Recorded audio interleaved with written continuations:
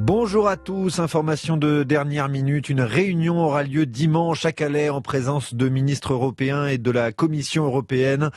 Une réunion dédiée à la crise migratoire dans le nord de la France. C'est une annonce de Matignon. Elle intervient au lendemain du naufrage de 27 migrants dans la Manche. Plus d'informations dans nos prochaines éditions. Dès samedi, tous les adultes de plus de 18 ans auront accès à la dose de rappel contre le Covid. Plus de 20 millions de Français éligibles.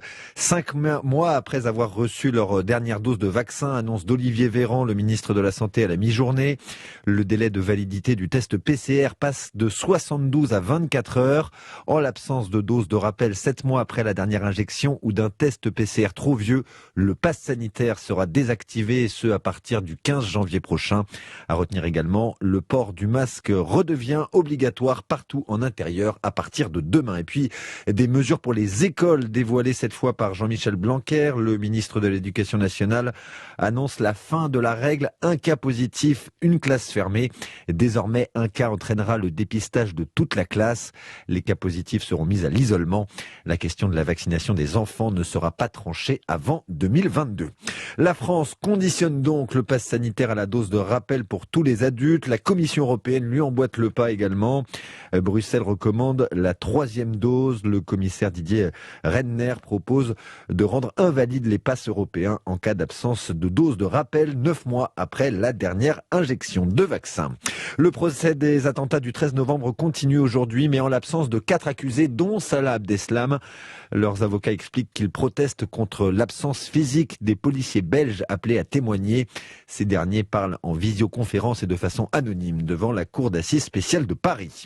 Les enfants exposés aux violences conjugales, désormais considérés comme victimes et non plus comme seuls témoins, décret du Premier ministre publié aujourd'hui au journal officiel. Ce changement permet à l'enfant d'être convoqué comme partie civile à l'audience du jugement.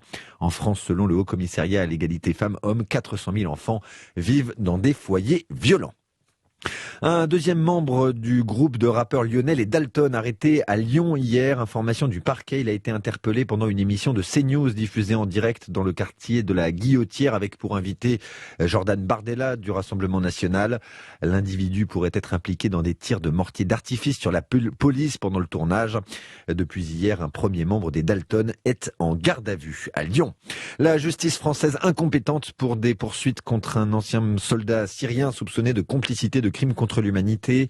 Arrêt de la Cour de cassation selon lequel la Syrie n'a pas signé le statut de Rome et ne reconnaît donc pas dans sa loi les crimes contre l'humanité.